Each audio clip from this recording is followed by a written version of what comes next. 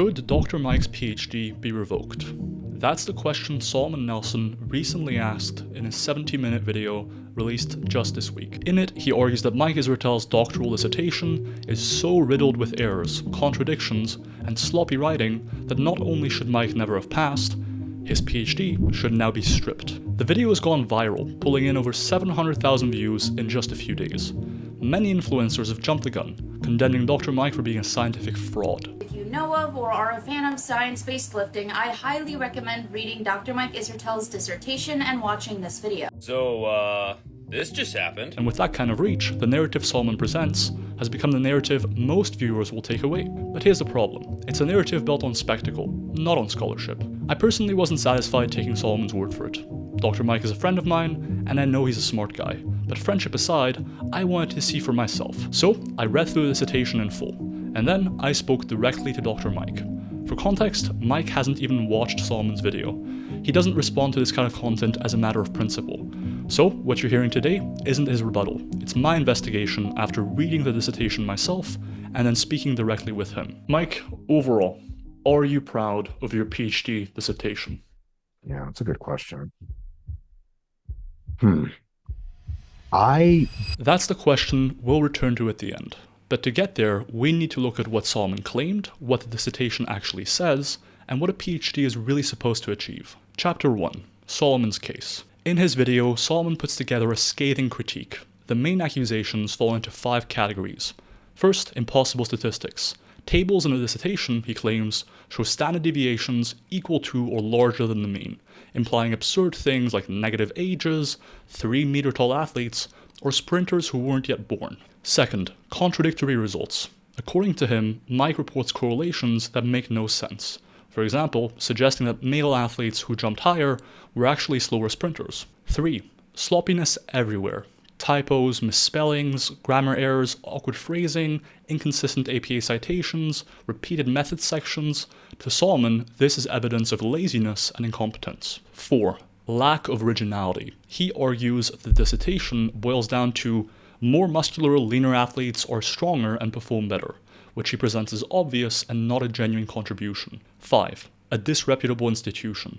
Finally, he mocks East Tennessee State University's global ranking, claiming a real university would have never passed this dissertation. To top it off, he ridicules the examiners who approved the dissertation, suggests more work went into his video than into the dissertation itself, and peppers in personal digs about Mike's physique at the time.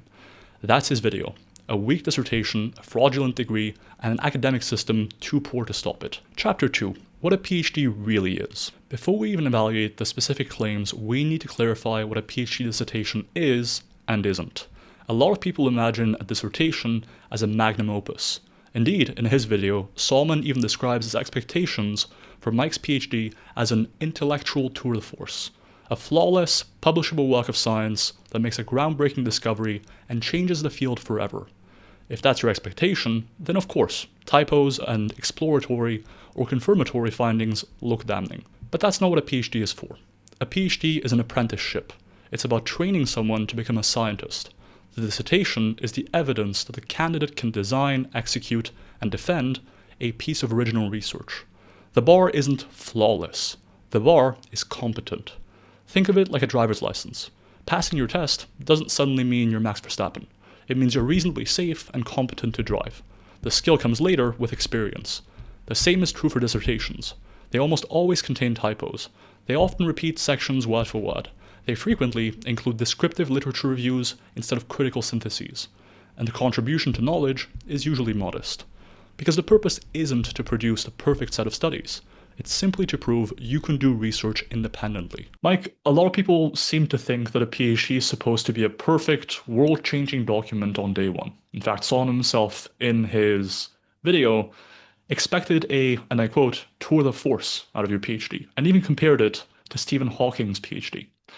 From your perspective, what's the actual purpose of a PhD dissertation? And how should people understand what it is and what it isn't? So I just want to be really clear about something. This is very, very important that people tune in. I had many conversations with Stephen Hawking himself when him and I were in the waiting room at Epstein's Island. Now, I know that sounds crazy, but he was really excited to be there. He just wanted to talk physics. Yeah, my dissertation is not Hawking-esque, unfortunately. the vast majority of dissertations are actually designed to be relatively simple and straightforward so that you can get experience in the throes of research with the guidance of your supervisor. And then if you want to be a research scientist, you do many, functionally many dissertations thereafter by publishing for years and years. But if through that experience you realize, oh, I'm kind of a little bit more passionate about teaching or about doing work with actual athletes or whatever it is I want to do in my life, then you kind of do that. And people are like, hey, you did the thing and see you later. For me, it was absolutely the latter. And the dissertation was a fine document. I think it's, a pretty decent, like decent at best. Certainly not any better than that, but it's not a revelatory document. In fact, I had a different idea about how I wanted to do my PhD. My supervisor, Doc Stone, turned it down and then sort of directed me into doing this, which, to be honest, like a lot, PhD is actually surprisingly more collaborative than people think. Doc Stone himself put a lot of work into this document, especially into the literature review. And so this is really more of a collaborative work, very much guided and directed by him to kind of thread the research that we were doing at the lab at the time. We were working off of athlete data collection we were doing anyway. There's a really, really good opportunity to process that data and see what it said. And so to that end, it was a fine piece of contributory work. Was it like my grand original big idea? No. Was my grand original big idea going to be that grand and that big? No. Even if I had, was allowed to do my original idea, that wouldn't have been like the most insane thing. It is actually the advice of Doc Stone and very many other folks in PIA who are professional researchers, who are principal investigators and dissertation committee chairs. They say, don't try to conquer the world with your PhD.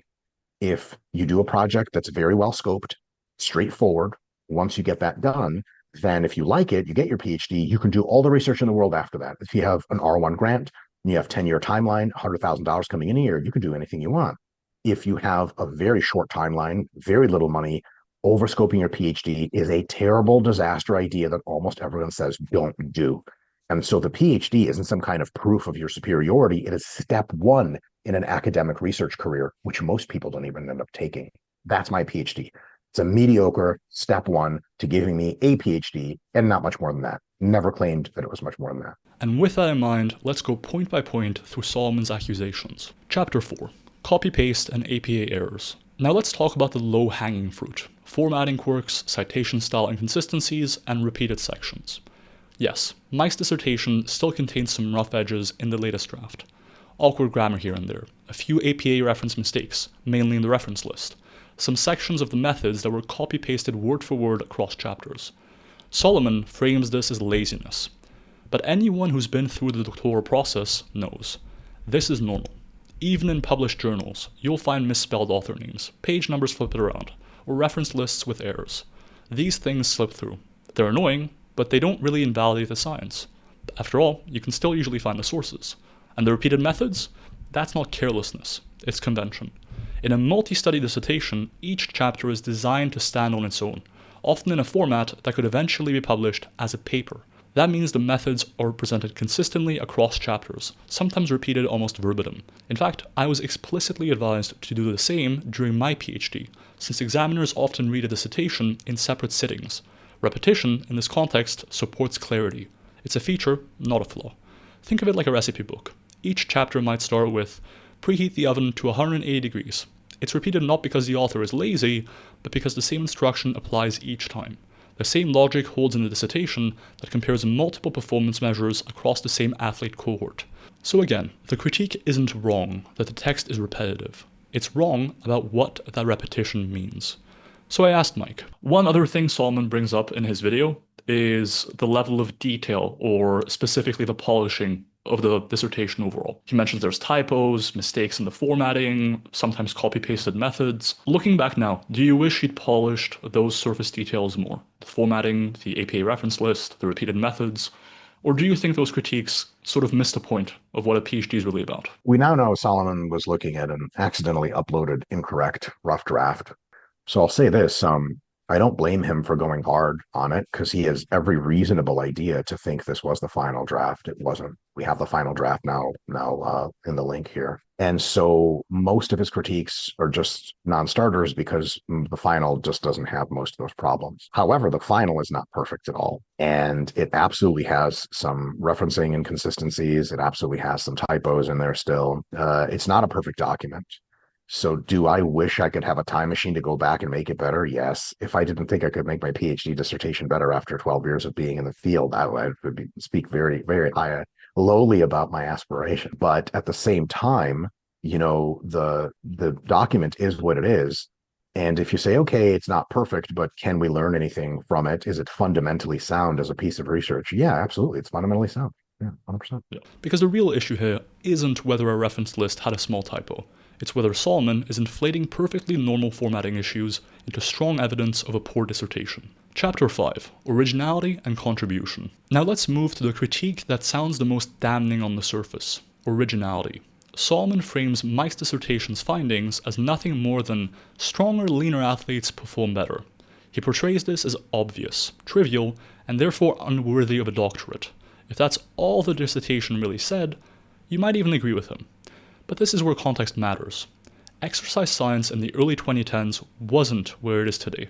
At the time, there was an active debate about whether increases in muscle size directly contribute to increases in strength and performance, or whether the two just happen to correlate. Researchers like Jeremy Lenicky were skeptical, pointing out studies where people got stronger without getting bigger, especially in beginners. Meanwhile, figures like Mike Stone, Israel's supervisor, leaned on decades of coaching experience showing that bigger athletes consistently perform better. Mike's dissertation sat in the middle of that debate. By examining Division I athletes across multiple sports, his work added replication and evidence to one side of an unsettled question. Was it groundbreaking? No. Was it earth-shattering? No. But it was incremental science on a live controversy, and incremental science is still contribution. And here's something worth pointing out. In the years after Mike finished his PhD, the so-called replication crisis exposed deep cracks across the sciences, at first in fields like psychology, but also in exercise science. And this remains an important issue to this day. A massive multi-lab effort published just a couple of months ago, which set out to replicate many landmark experimental studies in the field, found that only about 28% of exercise science studies replicated successfully, with the average effect size shrinking by about 75% compared to the original findings.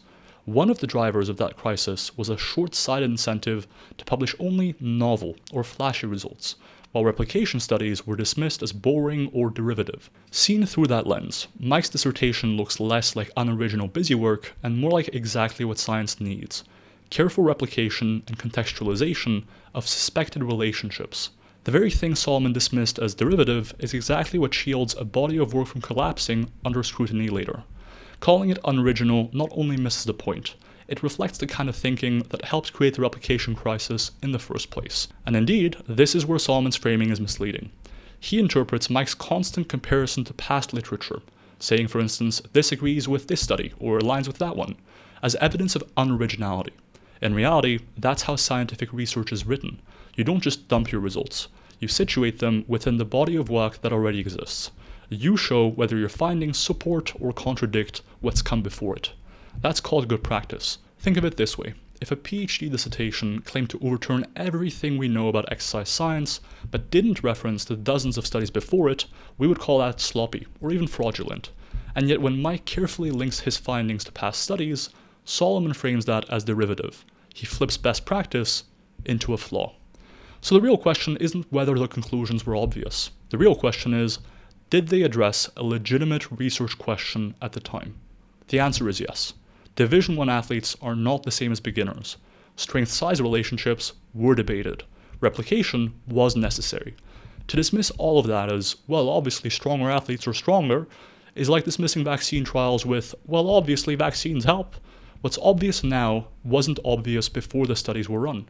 And so I asked Mike, back in 2013, how much of the size-strength performance relationship was still an unresolved debate? And did you see your work as pushing forward the debate altogether? It's a really good question.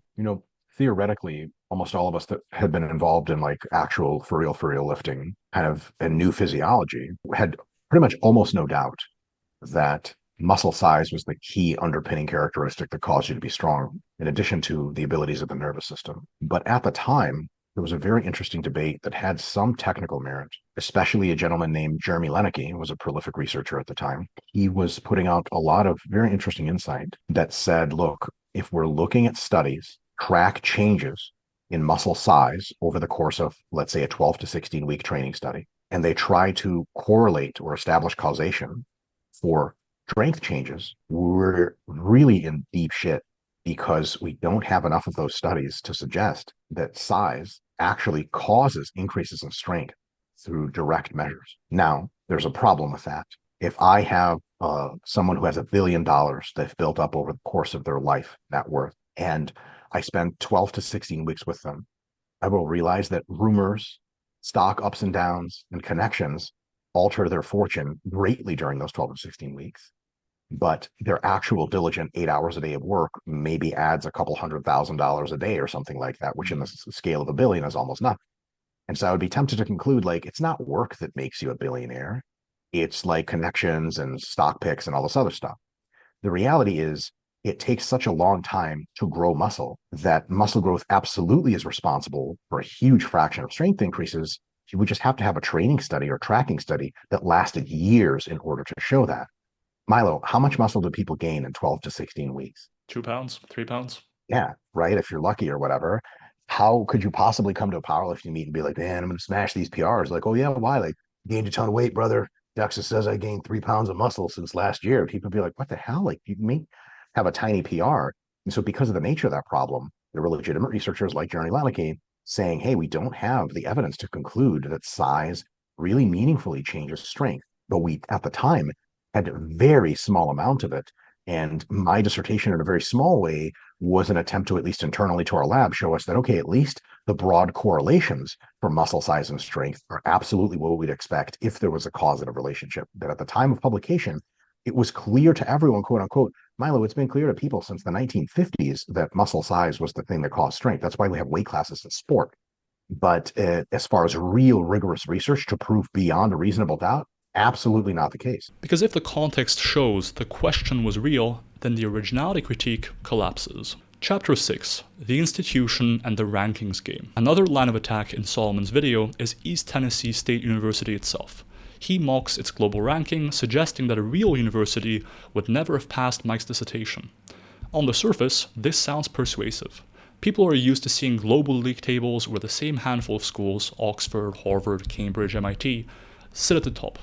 So when Solomon points to ETSU's comparatively low ranking, it's easy for viewers to assume low rank, low standards, easy PhD. But here's the reality. In doctoral research, the single most important factor is not the university's overall rank. It's your supervisor and your research environment. Mike went to ETSU for one reason, Mike Stone. Stone was a giant in strength and conditioning research, with decades of experience bringing science to elite athletes. And ETSU wasn't just some random regional school. It hosted an Olympic training center where world-class athletes trained under systematic monitoring. That meant data, access, and a living laboratory for sports science that few institutions, regardless of their rank, could rival. That was huge for Mike Israetel since he got to monitor elite athletes for his PhD. I'll give you a personal example. For my undergraduate degree, I studied at Loughborough University, consistently ranked as the top sports science program in the world. Then, for my PhD, I went to Solent University, a school with a far less impressive ranking. Why? Because two leading researchers in muscle growth, James Steele and James Fisher, were there. And under their supervision, I learned more and contributed more than I ever could have by staying at the #1 ranked school. The same applies here. Mike went to the University of Michigan for his undergrad, which is well ranked for exercise science.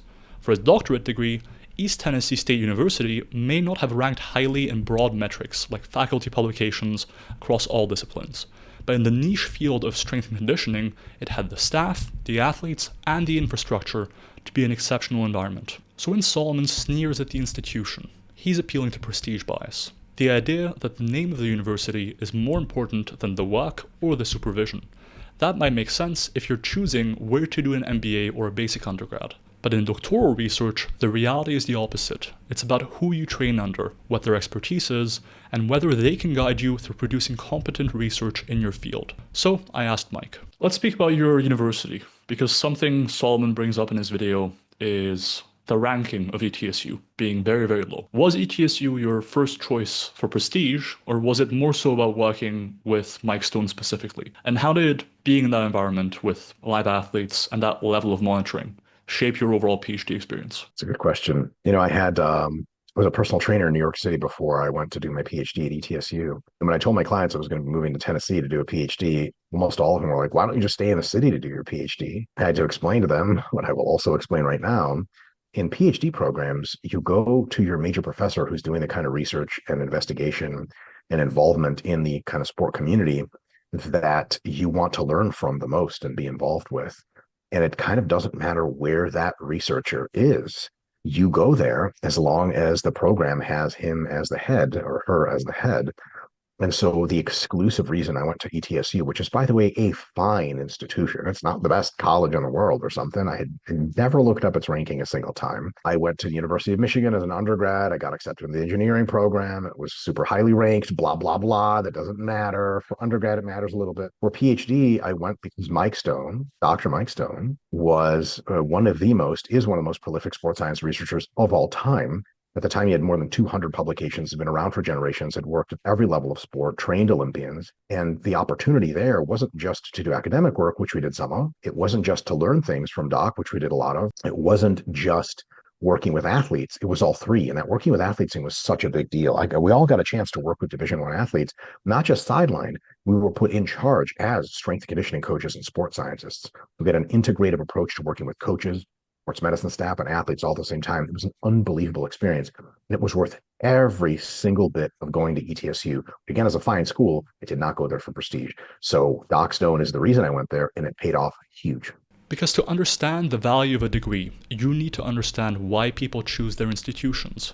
And if you're choosing a university mostly on the basis of rankings, you're making a mistake. Chapter 7. Motives and Bias. Up to this point, we've focused on the content of Solomon's critique. The tables, the typos, the originality. But there's a bigger question that has to be asked. Why frame it this way? Because remember, Solomon didn't just point out a handful of errors. He built an entire 70-minute takedown video around the claim that Mike's dissertation was fraudulent, that his PhD should be revoked, and that the entire academic system had failed. That's not a neutral review. In my view, it comes across more like a hit piece than an unbiased critique. And when you look at the broader context, the pattern becomes clear. To date, Solomon has made more than 10 videos about Mike. That's over 13 hours of content, targeting a single person. Topics range from 2-hour collaborations critiquing Mike's bodybuilding performance, to hour-long reactions to his surgery, to videos like this one attacking his academic record. A quick look at his views on videos where he features Mike versus his non-Mike content shows an enormous discrepancy in his views. When one person becomes your channel's most reliable source of outrage, views, and income, it raises the question of motive. Then you look at his collaborators. In many of his takedowns, Solomon features or aligns with people like Greg Doucette, Johnny Shreve, and Lyle McDonald, all of whom have long-standing personal or professional grudges against Mike. Greg has built a reputation on endless reaction content, often at Mike's expense. Johnny has spoken for hours about his falling out with Mike. And Lyle has spent years attacking just about everyone in the industry, Mike included. Now, you can choose to believe that all of these people independently reach the same conclusion, or you could recognize the obvious. This is a circle of critics who amplify one another, and Solomon often amplifies the same critiques raised by others, to the point where it can feel to some viewers like he's acting as their spiteful voice. Here's why that matters. If the goal was honest critique, the video would have focused on the ideas. It would have looked at the methods, the interpretations, the contribution to knowledge. Instead, it focuses on typos, personal digs, institutional prestige, and even mocks Mike's physique. Solomon's video ridicules, it exaggerates, it entertains, but it doesn't aim to inform. Take this example. Solomon compares Mike's dissertation to Stephen Hawking's legendary dissertation and then says, instead of a groundbreaking work of genius, this is a shallow, sloppy mess. That is not academic critique. That is theater. It is designed to entertain an audience who will never read the dissertation, and to leave them with one impression. Mike is a fraud. Cool. And so I asked Mike. So I'm sure you've gotten second-hand accounts about this video, despite not having watched it. It's at this point been seen by, I think, close to 1 million people, and it kind of paints your PhD as a fraud overall. How do you process that kind of critique? Do you see it as a genuine critique, or does it just feel like part of repeated personal attacks you've received over these past few years? So the group that puts out these critiques, Solomon Nelson, Lyle McDonald, Johnny Shreve type folks, they're just known for doing things in bad faith. And so I don't really ever take their criticism seriously. That being said, everyone's entitled to criticism. And look, I'm talking that shit on YouTube all the time. We have exercise scientist videos lambasting people.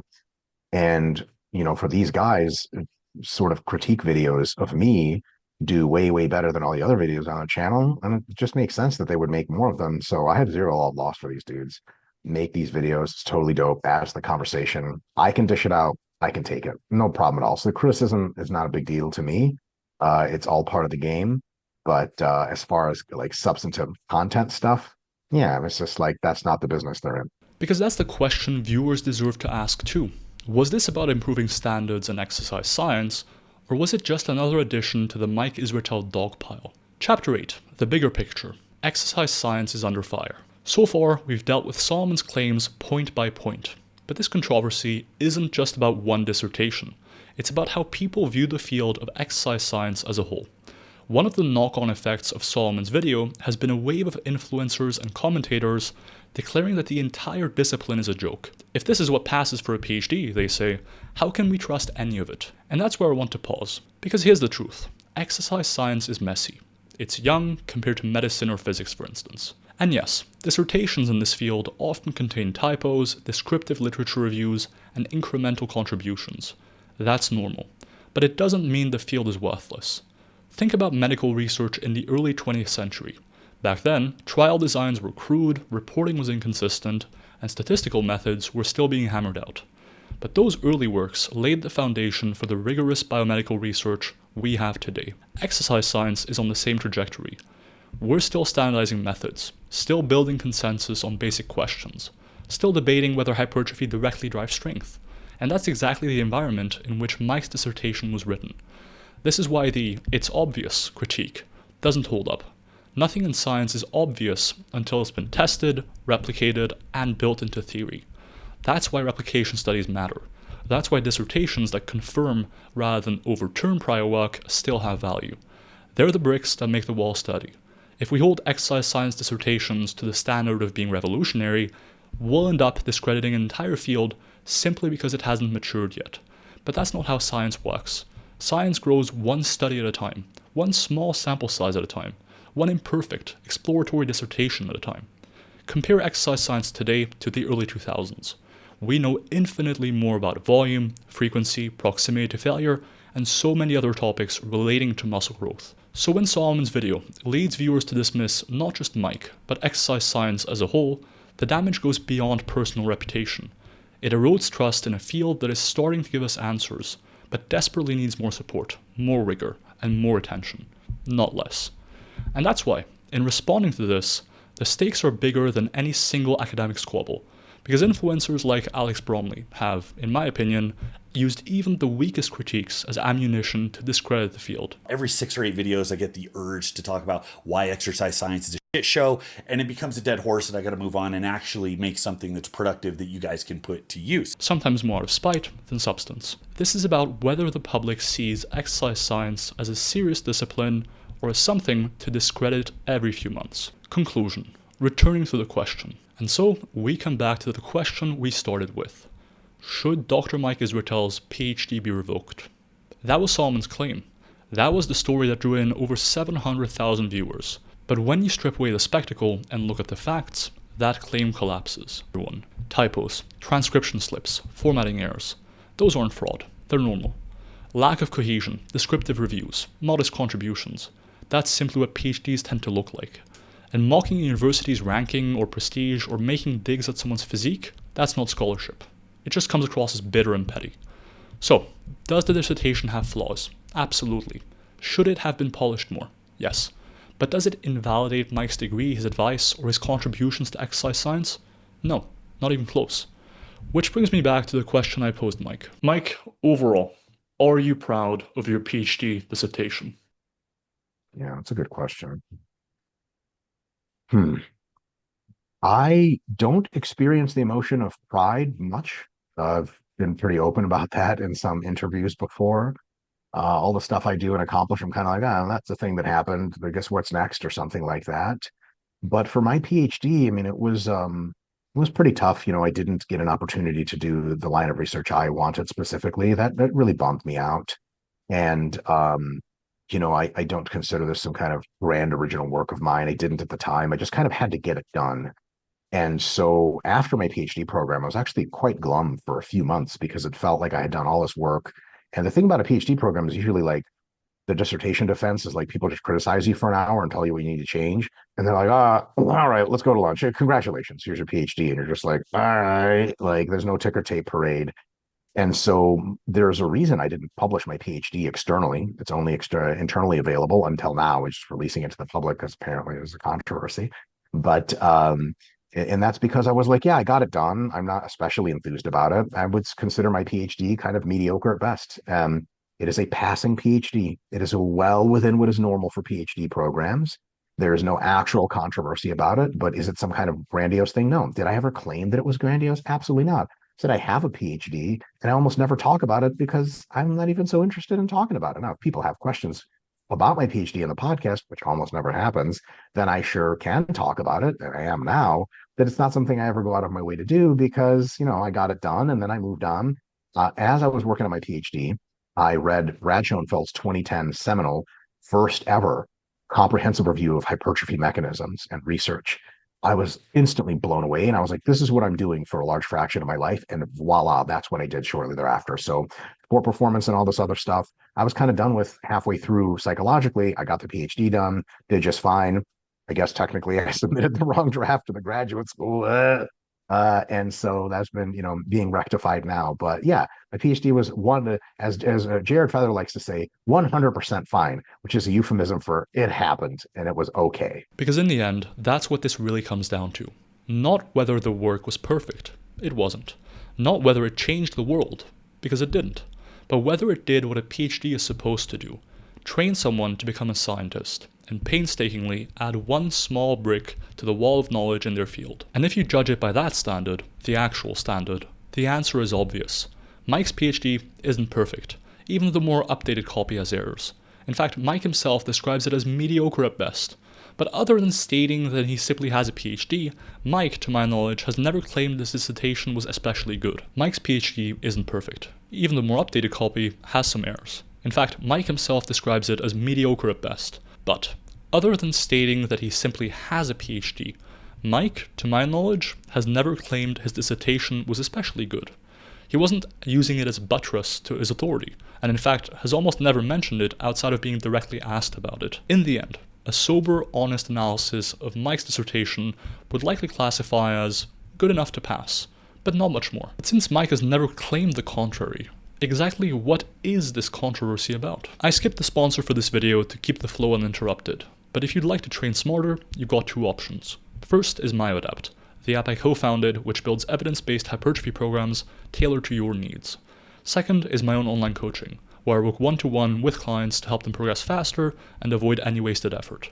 Both links are in the description. Check them out if you want to take your training to the next level.